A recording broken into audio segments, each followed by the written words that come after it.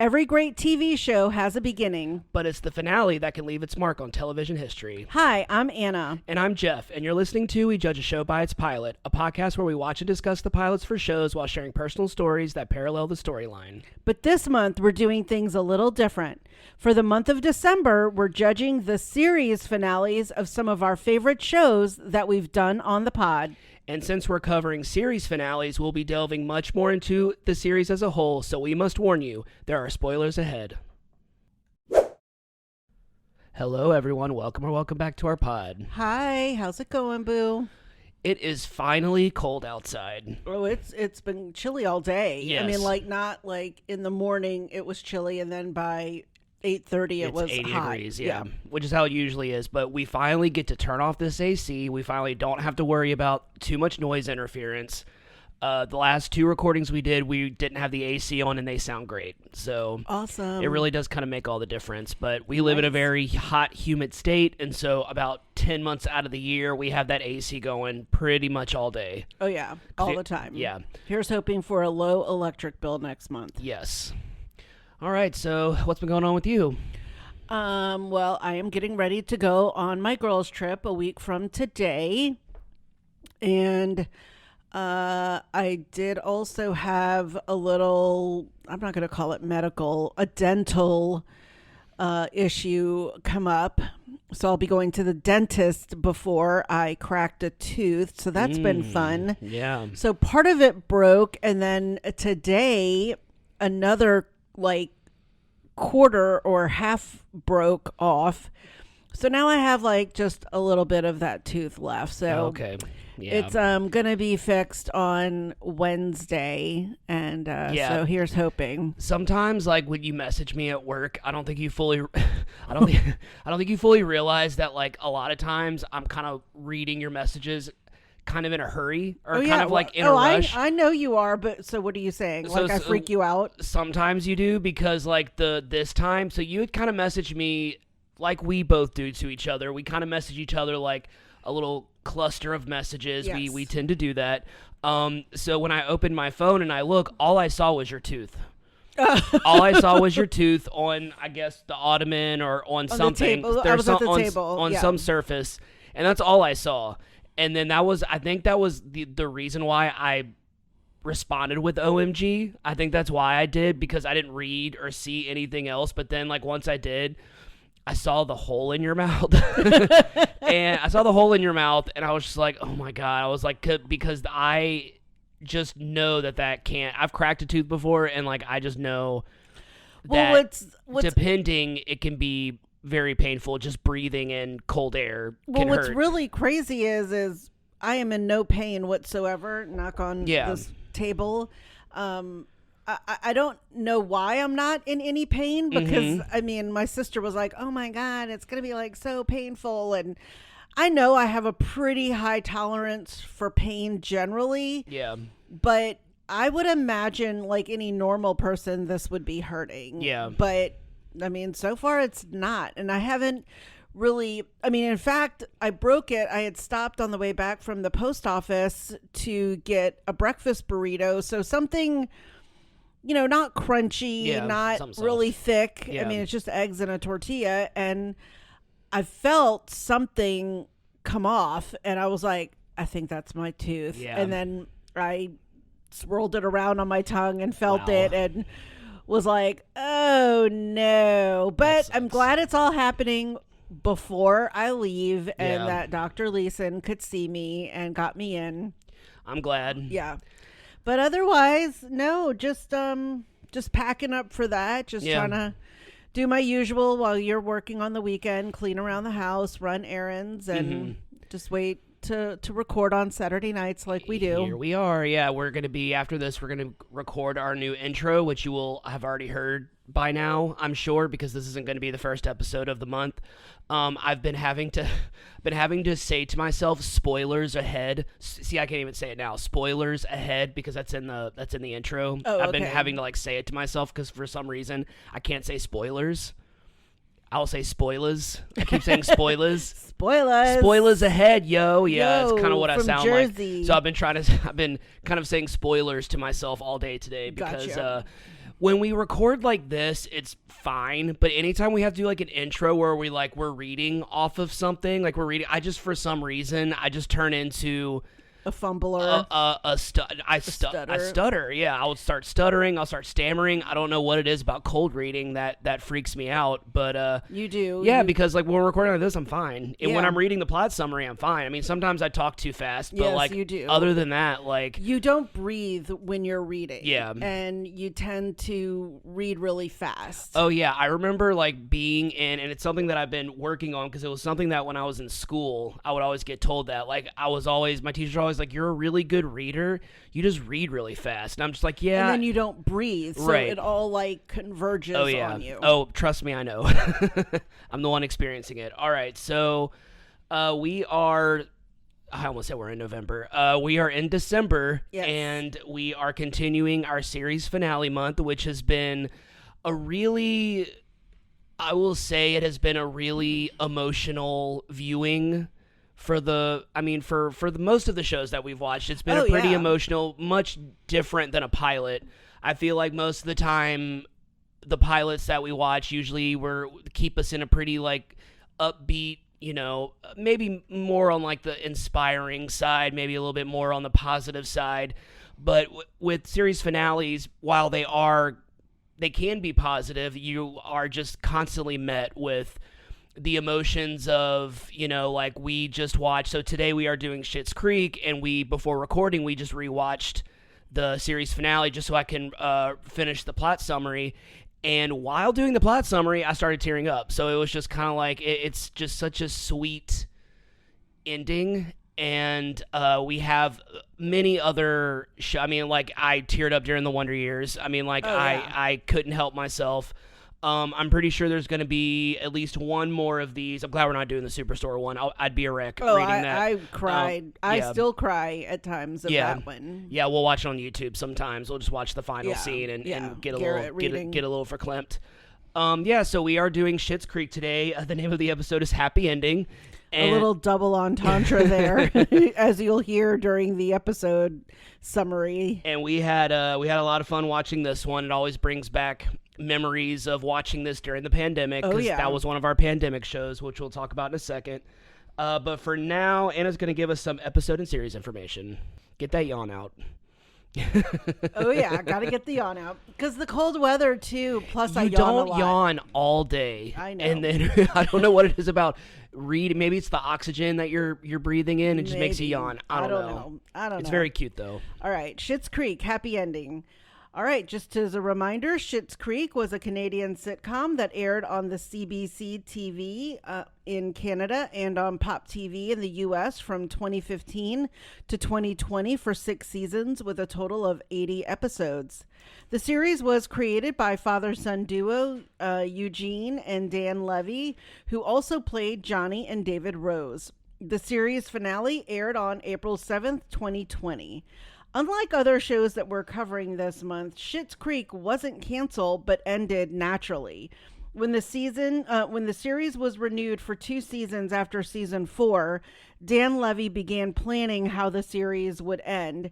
And he stated in an interview that he didn't want to compromise the quality of the show by stretching it out further than it needed to, which I can really appreciate. I mean, it definitely, obviously, didn't do the whole famous jump the shark. Right. Like he planned this 2 years in advance.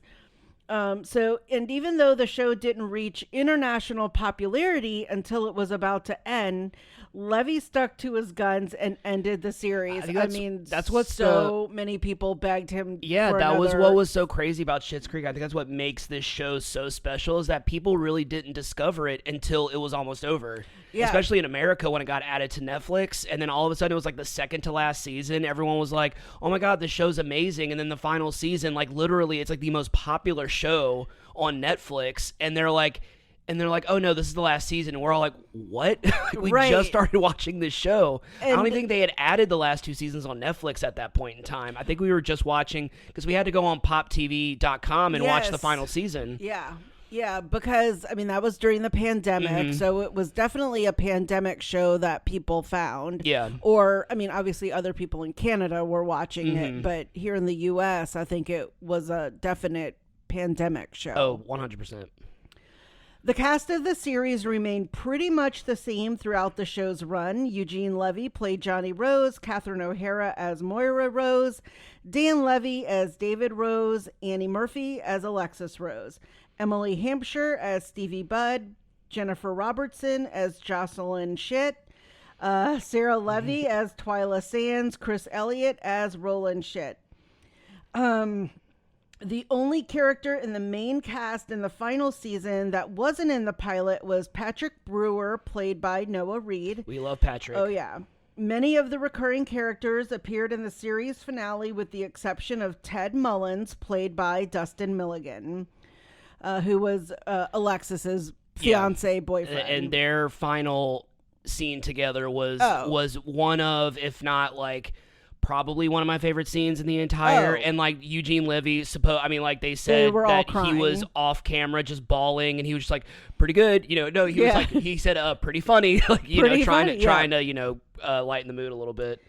The series finale centers around the Rose family as they all begin a new chapter in their lives and split up for the first time since they moved to Schitt's Creek.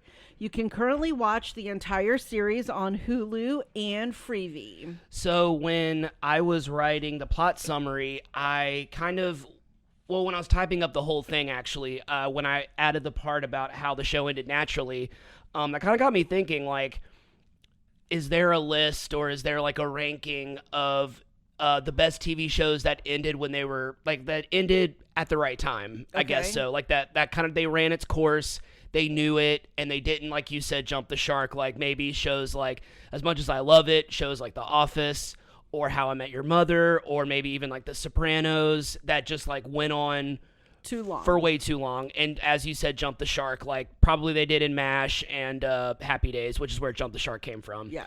All right, so there is a list, of course. There's a ranking for everything on the internet, and so you're gonna love some of these. I'm gonna go ahead and let you know. So these are the shows that ended at the right time. That ended at the right time. Yes, ended when they were supposed to. I guess that's a good way to put it. All right, so Schitt's Creek was like top of the list. Got it. We have Breaking Bad. Oh yeah. Succession.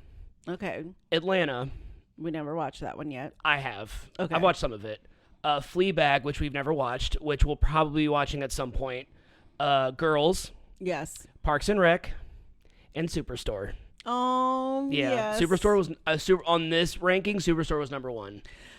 Oh wow, yeah. Superstore was number one. Schitt's Creek was number two. Breaking Bad was number three. It's up there. I mean, it definitely was a great way to end, but it was at the right time. Yeah. Girls, that just teaser that is coming maybe in 2025, but and by maybe it's coming in 2025. Yes. Part of Anna month. But and then that series finale might be one we do in December of 2025 because be a good one. We will have covered it in 2025 of Anna month. But so I would agree with that one. It was close to going on too long, but I think she realized it. I think Lena Dunham realized it. Because, I mean, we can... Yeah, that would be a good series finale to cover because that was a very controversial one. Oh, yeah. It's very polarizing. I think the polarizing is a better word than controversial. Yeah. But looking at all these and even the ones that I haven't seen, obviously, but... Yeah, Parks and Rec. I didn't even think about that. I was like, yeah, they really kind of did a good job of telling their story, and the final season's so good. So, Breaking Bad. Oh my God, that is. So I mean, that's hands down considered one of the best series finales of all time. God. It ended. I can watch that one anytime. That's a good one. Yeah. That's another one we might have to do next year. Yeah. So next year for series finales, I already know I want to do Melrose Place and I want to do Lost. Okay. Those are You've got to get started on watching Lost. All right. So for the series finales that we're doing this month, some of them we kind of have questions for, like we always do, and telling stories. But really this month we're doing a lot of like reflecting, I guess is a good way to put it. Because this is such a busy month for us, and in January we're having such a busy time. We don't know how long these episodes are going to be. I say that, and then we talk for an hour and 15 minutes, but like, I honestly feel like these episodes aren't going to be as long as you're used to, but we're still going to give you 100%. We're still going to give you everything we got. We're not going to half-ass it because that's not our style. So yeah, I think on this particular episode, we really kind of just want to talk about maybe why we love the show so much. But we kind of talked about it in the original episode, but we really wanted to not delve into it too much because we were talking about the pilot. Obviously, that's the whole basis of our podcast. But we don't want to give too much away. We don't want to give too much spoilers. So we really kind of have to hold back our kind of like fandom for it.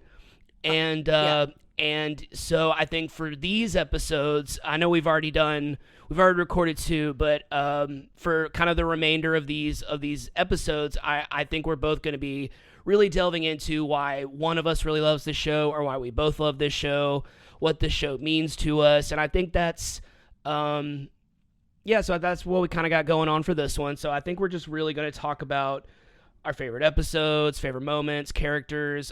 So my first question is, do you have a favorite Moira wig?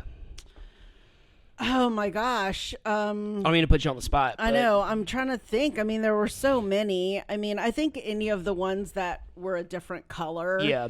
I mean, I think they were all just great. Yeah. I mean, I loved I will say, her and David's black and white aesthetic. Yeah. I mean, same. that to me was really more, and then that they stuck to that throughout the entire series. I low-key love David's style of dressing. Not personally, like I wouldn't dress that way because I couldn't pull it off, but I love what was the type of outfit that he was wearing when he did the Simply the Best lip sync for Patrick? The it was leather like a leather sweater. Yeah.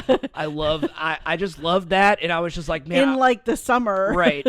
And so I think my favorite wig, and actually it's in this episode, one of them is in this episode. It's at the very beginning where she has the short blonde wig with like the pink and the blue stripes in it. Yeah. But then there's the one that I really, really love where she has the emo hair, where she has like the short black wig with the red bangs, with the red swoosh. swoop. Yes. That's my favorite one, of course, because, that's my era.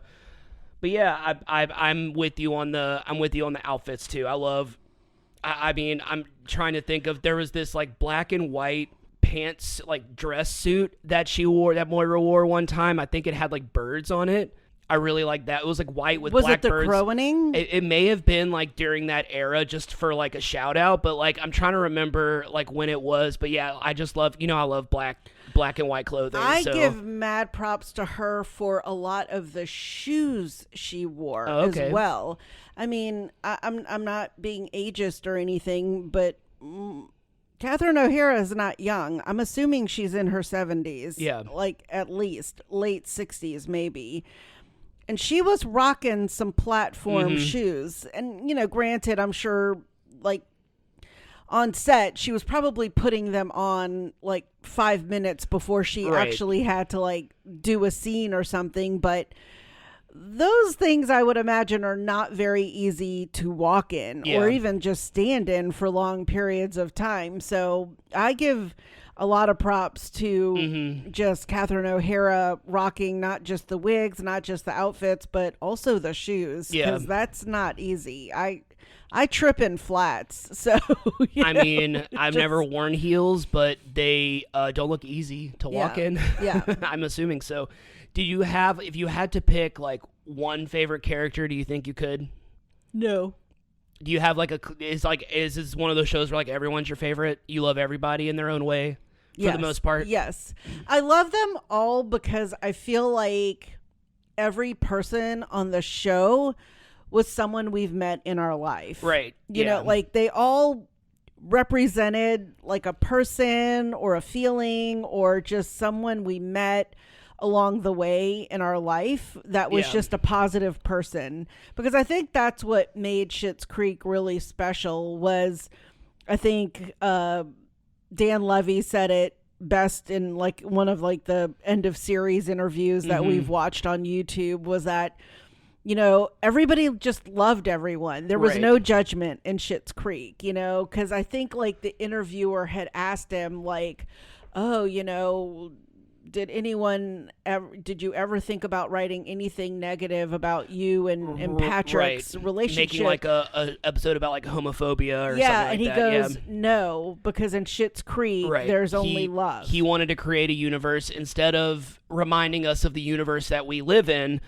he wanted to create a universe that everyone just accepts everyone and there's not even like a second thought about it, which Right. is the way we should live our lives, and that's the way the world should be, but it's not, unfortunately. Right. But yeah, I'm with you on that. I think just creating such a universe of such lovable characters is Yeah. just something that is not easy to do, and it's not easy to pull off. I can't think of a lot of shows where I'm sitting there like, I know some people, are like, oh, well, I guess if I had to pick someone, I don't like Bob, or if I had to pick someone, I don't like Ronnie, or something like that. And to me, I'm just like, but even like the annoyingly quirky people are still adorable and likable and lovable in their own way. Because even certain scenes had them in it, it would have totally changed that scene Right. without them in it. And so I think that's what's also really fun, is to look back and look throughout all of the episodes. And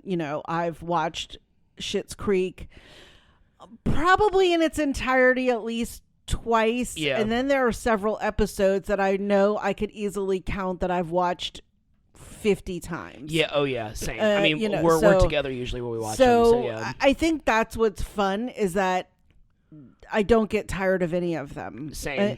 None of them do I ever go, I know this whole like episode was ruined because of that, or Right. this person, or that happened. And there's not. I mean, because I could go back and watch all of this all over again easily. pretty easily. Yeah. So Is there a character that you relate to most?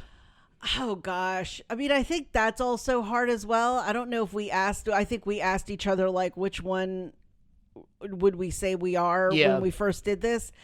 And kind of going to the end of the series, because at first you, I think, asked that question like on the pilot, was there one that you related to?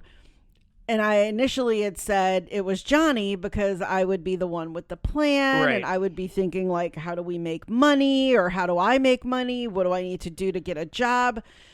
Where I think I loved Alexis at the end. I knew you were going to say Alexis, yeah. Because I feel like, There's a parallel there. well, a little bit of just going off and Yeah. doing your own thing and leaving your family. Yeah. And yeah. But I mean, also about the love. I mean, I wasn't leaving a guy at the time, but taking off for Seattle Yeah. and kind of surprising my family and really a lot of my friends, because I think when I told people I was moving to Seattle, people were like, you're leaving the South? Like, Yeah. oh my God, like this, we never thought this would have like, You're moving what? you're moving to the Pac NW? Yeah. So I feel like that was definitely relatable, but she also wanted to do things on her terms. Yeah. And, there were a couple of episodes before all of this that she had the opportunity to take an easy job or to have a friend help her. Yeah.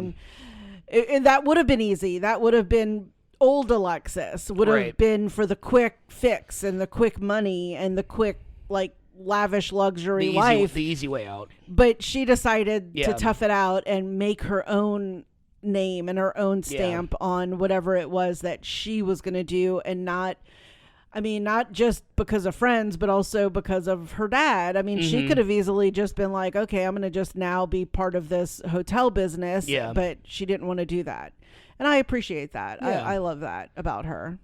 So what Yeah. about you? Well, I think in the pilot, I don't remember exactly who I said, but I remember mentioning like Stevie, relating to Stevie, because I think we were kind of all meant to relate to Stevie in the pilot, because we're kind of watching this insanity of these people Yeah. that are so entitled and privileged, who are I think David in the pilot, David asked Stevie like where like the business center was, Yeah.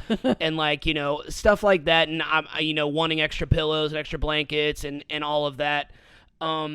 But as the series progressed and more characters were introduced, I feel like I am, even though he wasn't in the series finale, I really relate to Ted a lot. Just because, he loves animals. He's a veterinarian, and he also and I think also is why I relate to Patrick in a sense, is like, I feel like I am married to such an outgoing person.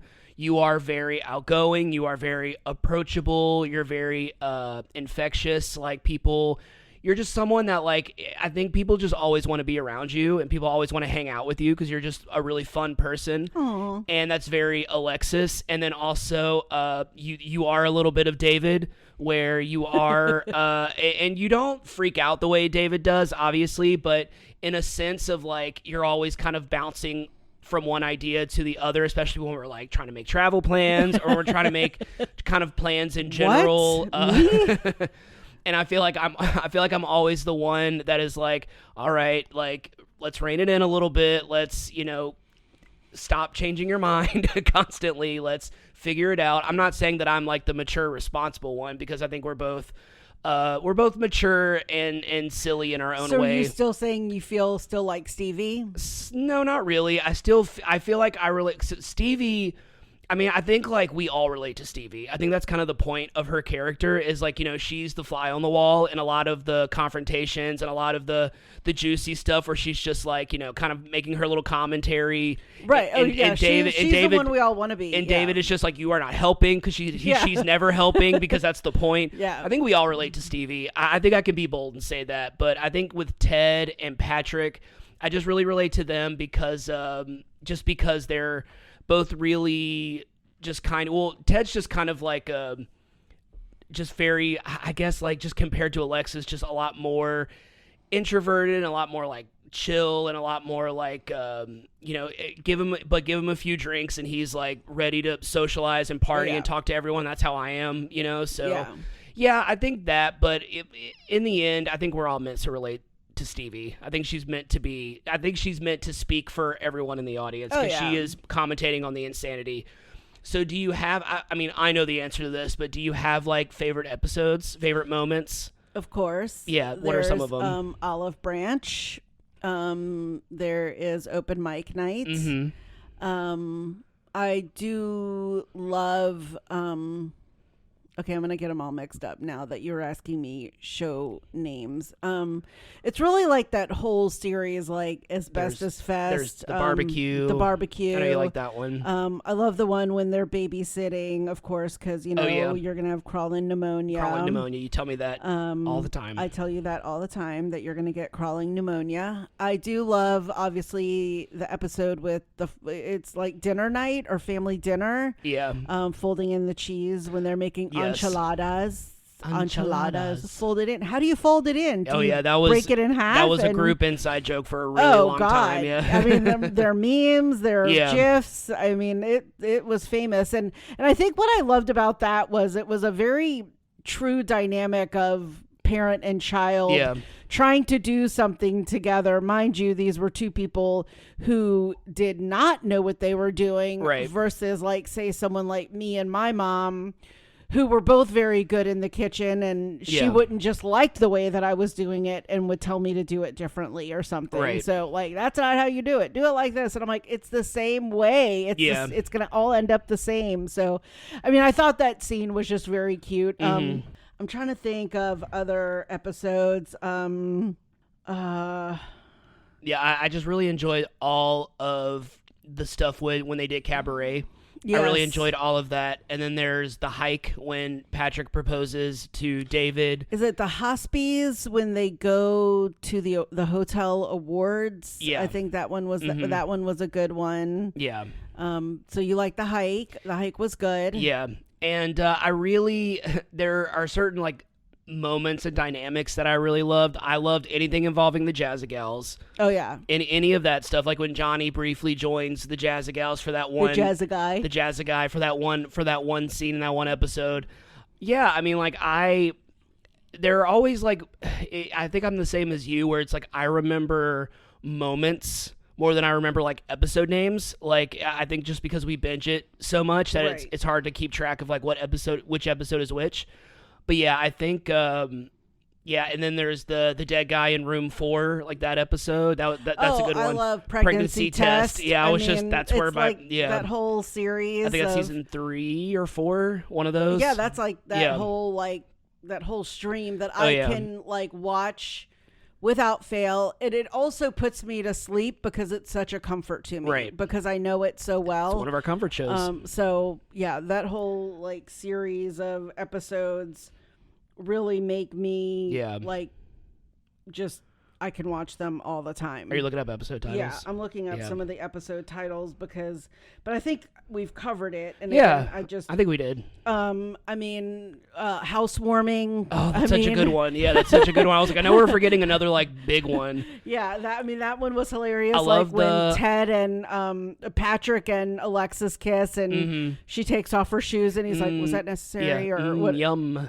Yeah. So, yeah, it's like, again, it's like hard to pick your favorite child if you had one, because I love all of the episodes. Yeah, there was an episode I really loved. It was when the kids are shoplifting from the apothecary, and Alexis is trying to like prove to them that, like, because the kids will come in and like kind of suck up to David.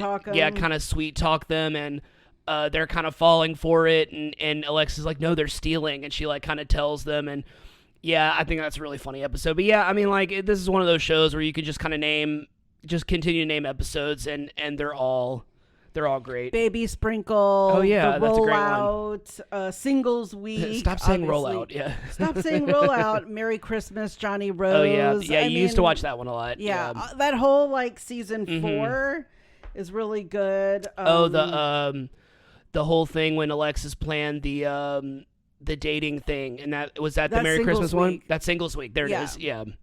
The Hospies, there's Rock On when they go to the concert at the casino. Yeah. I mean, all of them are so good. It's like really hard to pick a favorite. So yeah. I mean, I would just say seasons 1 through 6 are my favorite. Every episode. So we said earlier that we just we didn't discover it, obviously. I say discover with quotations because we were recommended this show. We had our friend Wes and his partner at the time came over and told us about this show, and they kind of turned it on for us. We started watching it, and then after they left, we just kept watching it. And the whole group was watching it by the end of that week. Were there other shows that you remember kind of discovering, or movies that you remember discovering during the pandemic? God, I don't know. There was Tiger King. Oh my God, how could I forget that one? Was Love is Blind a pandemic find? I think that might have been. So for me personally, and maybe for you because you didn't watch the seasons, I started watching Big Brother during the pandemic. That was my kind of show that I started watching. I had already watched that. That's what I'm saying. It was like the seasons you hadn't seen, but yeah, like, because I think the season of the challenge that aired during the pandemic had people from season 20 of Big Brother, had like Casey and Fessy and Bailey and Swaggy, and so I was like, oh, okay, let me check this out. And you were always like telling me like you used to love Big Brother, you used to watch it all the time. And so then I started watching season 20, and I just started going backwards, and I started watching season 19, 18. Then I watched season 17, and I was like, this is my favorite season. But yeah, I think that's it. Oh yeah, I remember. Well, it wasn't a movie that I liked, but The Empty Man was like the big movie during the pandemic in the theaters. I know one, The Queen's Gambit. Oh yeah, although that only had like one season, I think. Yeah, it was like a mini series. Yeah. So that one was one. I think Ted Lasso became popular during the pandemic, but we didn't watch it until like later. Yeah, we watched a few episodes. We watched the first episode. Yeah. It was like one of the first. I was actually going to be one of the first shows that we were going to do for this podcast, but we were doing Friday Night Lights in the same month, and we were like, okay, that's a little too similar. Yeah. Even though one's a comedy, but yeah, it was just a little too similar. So yeah. You want to get into this plot summary? Let's do it. All right. Once again, I say we're not going to have enough time, and here we are. Yeah. We know how to chit chat, and I don't even have it written down. But so for Schitt's Creek happy ending plot summary, I feel like it is important to kind of, because it's in the second to last episode where everyone kind of figures out where they're going. So in the second to last episodes, we have Johnny, Moira, David, and Alexis are all kind of planning to move to New York together. Yes. And Patrick obviously too. But there's a little bit of resistance because David finds out that Patrick has been looking at this house that's kind of like a dream house of David's that is in Schitt's Creek. He said that it reminds him of Kate Winslet's house in The Holiday. Oh yeah. Which Which is one of my favorite when you movies. see it, it kind of does. It's very like cottage looking, but yeah. So they decide to stay in Schitt's Creek, and also there's a really sweet scene where Stevie very clearly doesn't want David to leave because they're best friends and her only friend, if you kind of want to get technical, and then there's you couldn't have waited. I'm hungry.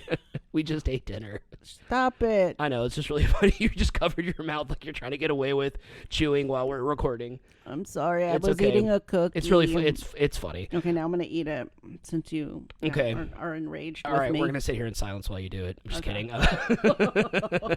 All right, so then so David and Patrick decide to stay in Schitt's Creek with Stevie, continue running the store. And then at the very last minute, Moira gets offered the role in her old soap opera that's now being rebooted. I forgot the name of it. It's like Sunset Bay or something like that. And they're originally were going to move to New York, but now they're going to move to LA. And so now Alexis, now that she's newly single, she decides that she is still going to move to New York and she's going to go by herself, and she is going to Sex and the City it and kind of just be her own independent woman. And that Absolutely. so that going into the finale, I just feel like it's important to kind of Set all that up. set all that up. So here we go. All right. All right, happy ending. It is the day of David and Patrick's wedding. David is awoken by his family members to inform him that a huge storm came through town and flooded the outdoor venue where the wedding was located. And to top it off, the wedding officiant, a haikuist named Fabian, who only travels by penny farthing, which is probably the funniest thing I could possibly think of. Do you know what a penny farthing is? I have no idea. It is those really old school bicycles where they have one giant wheel in the front and then one tiny one wheel in in the the back. back. Gotcha. So just the idea that this person only travels this way is just perfect for, I guess, for the show and for David. So since he only travels by this very antique bicycle, he can't come into town because it's flooded. Johnny volunteers to be an officiant, but is immediately shut down because everyone says he wouldn't be able to make it through without sobbing. The obvious choice for a wedding officiant is Moira. She reminds everyone that she officiated Pat Sajak's first wedding and killed it with the line, "Can I buy a vow?" which is pretty great. That was cute. Johnny promises David that he'll find an indoor venue. A little later, at Patrick and David's apartment, David is in a full panic. Patrick tries to reassure David by reminding him that the only thing that matters is they will be married by the end of the day, which is true. Patrick tells David he's going back to the motel to help Johnny sort things out. Meanwhile, Patrick has booked a massage for David, something he had planned months ahead of time because he knew David was going to be in a full panic no matter what was happening. Back at the motel, Moira is writing out her ceremony when Alexis walks in. Moira compliments Alexis, and then Alexis starts to get emotional when she realizes that they won't be next door to each other anymore. And, sorry, I lost my place. And she will miss her. Moira tells Alexis not to get emotional before the ceremony and insists that absence will make the heart grow fonder. Alexis reminds her they used to go months, even once a full year, without seeing or speaking to each other. Alexis says that she's glad they lost all their money because it made them become a family again, which was a really sweet moment. They hug, and Alexis tells her mom that she loves her very much. And then Alexis gives her mother one last boop on the nose. Boop. Yep. That's throughout the whole episode. She's booping everyone. Back at the apartment, David is getting a massage by a handsome... this is a handsome dude. David is loving it, and then when he rolls over on his back, the masseuse surprised David with a happy ending. If you don't know what that is, I'm not Google telling it. you. If you don't know what it is, you can't afford it. Google it.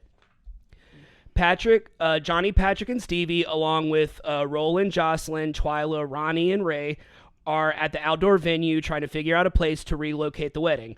Roland suggests the town hall, and despite it not being the ideal place, Patrick agrees. Patrick and Stevie arrive at the apartment to a very relaxed David. Expecting him to freak out, David is actually okay with the wedding being at town hall, and David says that all he cares about is getting married and everyone having fun. Patrick and Stevie are surprised and relieved that David is being so accepting of the change of plans. Patrick says that the massage really must have really helped. David confirms this and tells him that he had never received a happy ending before and was surprised Patrick ordered it. Oh my God. Patrick, of course, didn't know that was part of the deal. Stevie is just there loving it. Yep, loving being every the sideline, commentator. kind of being the, oh, I should go, and then sits down. Yeah. One of those things. Patrick is very adamant that a happy ending was never discussed, but then realizes context is everything because Patrick just handed this dude an envelope full of cash and said to take extra special care of David, which could have been interpreted in a way of receiving a happy ending. So now everyone in town is helping at town hall. Johnny thanks everyone for their help, but then they have a quick little sweet moment where he thanks everyone in town for kind of just helping them get through all of the hard times that they faced since arriving at the town. That everyone has always been so supportive and everyone has just been so accepting of them despite being so different, and that they really have come to love all these people and become a big part of the town itself. David goes to the motel to meet up with Alexis, who is taking him to the wedding. Alexis exits the bathroom, and David sees her in a white dress that, it's a wedding dress. It's so, it's very Alexis, so funny. David, the massage, has worn off. The massage has worn off, which Stevie says, and David begins to freak out. And David keeps reminding her that, Alexis, you are walking me down the aisle. We are going to look like we're getting married to each other because you are in a wedding dress. And basically, Alexis is just like, oh my God, chill out. It's not going to be that big of a deal. Let's all toast, have some champagne. So the wedding has finally come. We're at town hall. The wedding is finally here. All of the Jazzagals are on the ends of the aisles. And they all stand up and all kind of line up against the wall. And they start singing "Precious Love" by James Morrison, which is a really sweet song. Oh yeah, it was good. I listened to the actual song not too long ago, and I was like, oh, this is a really cute song. Just very positive, very sweet. Yeah. And of course they sound great. The Jazzagals, kind of the joke is that they're this kind of ragtag a cappella group, but they sound amazing in this episode. I guess that was the point. Moira walks down the aisle. Moira walks down the aisle, and there's no other way to describe it. She looks like the Pope. Oh yeah, she's wearing a Pope hat. Yeah. It's a very fashionable Pope hat, I will say. With her wig, with the blonde looking things that are wrapped around the headdress, and then this long blonde haired wig, which of course she's gonna go all out. Of course. And then Johnny and Stevie walk down the aisle together, which this duo, probably one of my favorites of the show. I loved their dynamic throughout the whole thing, becoming business partners, becoming kind of having this father-daughter dynamic. Stevie being, I think, kind of very similar to Johnny. I think they just kind of always kind of gravitated towards each other. And then Johnny kisses her on the forehead, which was another sweet. Very sweet. And the real Emily Hampshire in real life is she's a softie. She's the exact opposite of her character. She's a big softie, and you can kind of just see the real her in this episode. Oh, yeah. And her just I don't think she was not crying throughout this entire scene. I don't know how they actually finished filming it ever. David and Alexis are about to walk down the aisle. Alexis finally realizes that she's wearing a wedding dress. She's like, "No, I think they're going to think that we're getting married." And she kind of apologizes, and she's just like, "I just feel like I'm ruining your wedding." And David's like, "No, my wedding's already ruined. Everything has gone wrong. This isn't the worst thing that's going to happen." And then David says, for what it's worth, let me get this right. For what it's worth, he is continuously impressed with her. And then Alexis gives David one last boop on the nose. Yep. And then before making their grand entrance. While the Jazzagals sing, of course, "Simply the Best" by Tina Turner as they walk down the aisle, Roland confirms that David and Alexis look like they're marrying each other. Of course. Aside from that line, it's just really hard not to get emotional at our this hearts scene. were in our throats. I think I'm going to keep it together for this episode, but yeah, just that song and just everything kind of culminating in this ending, it was just it was perfect. I think that's a good way to sum it up. Moira begins the ceremony and immediately begins to break down. Oh, God. This is probably my favorite scene in the whole episode because she does the thing that, like, when we're trying to not cry or when we're trying not to, like, let it out, we keep changing the volume and the octaves of our voice to not start crying. Right. Which Catherine O'Hara is a genius, is a comedic genius anyway, but, like, she just does this so perfectly. And I'm just, of course, the first time we're watching this, and even just watching it just now, we're both cracking up at it. Catherine O'Hara is just simply the best. Is a Canadian treasure. She's a North American treasure. So her speech is very sweet. I'm not going to obviously repeat it because she does it in her own cadence and in her own way. I'm not even going to try to imitate it, but it's just pretty much all about fate and never knowing where life is going to lead you, which is true. And she makes a comment about, like, Patrick and David are soulmates and found each other by a flap of a butterfly wing. If they never lost their money, if they, all this chain of events led to David finding his soulmate. And it's very, very sweet, very, I'm going to go ahead and say very unlike Moira for the most part, because she's very, like, stoic and very, I'm not going to say serious because she's very silly, but, like, she thinks she's serious and she thinks she's very aloof, but she's, very over the top. It's her bebe. It's her bebe, a bebe of crows. David and Patrick begin their vows, their own vows, which they have written themselves. Patrick goes first, and then, of course, he has to sweep David off of his feet by singing Always Be My Baby by Mariah Carey, just enough to make David lose it. And then David begins his own vows. David begins his vows. He tells Patrick, and this is when I kind of started to tear up because this speech reminds me of how I feel about this beautiful woman sitting across from me. Boo. David says, he tells Patrick that he's never loved a smile more. I said I wasn't going to lose it. I'm about to. He tells Patrick that he's never loved a smile more than his, has never felt safer than with him, and has never known love like when they're together. And no matter how hard life gets, knowing that Patrick is by his side, he knows everything will be okay. He tells Patrick that he's his happy ending, which obviously they kind of grin at each other. And of course, Stevie's in the background, like, cracking smiling, a nod to earlier in the episode, obviously. And they exchange rings and, like, do you take this person, the I do stuff. Moira continues to lose it, continues to change the volume and the octave of her voice. Is very funny. David and Patrick are now married. It is the next morning. Johnny and Moira are now leaving for Los Angeles. David, Alexis, Patrick, and Stevie see them off. They all exchange hugs and give tearful goodbyes. Johnny and Moira leave while the other four watch them. As Johnny and Moira leave town, Johnny stops the car to look at the town welcome sign one last time. And then they drive off. End of episode. End of series. End of series. And thank you for saying that you loved my smile like David loves Patrick's smile, especially right now that I have a broken tooth. Well, it doesn't matter how many teeth you have. I still love your smile and I love your face. All right. I mean,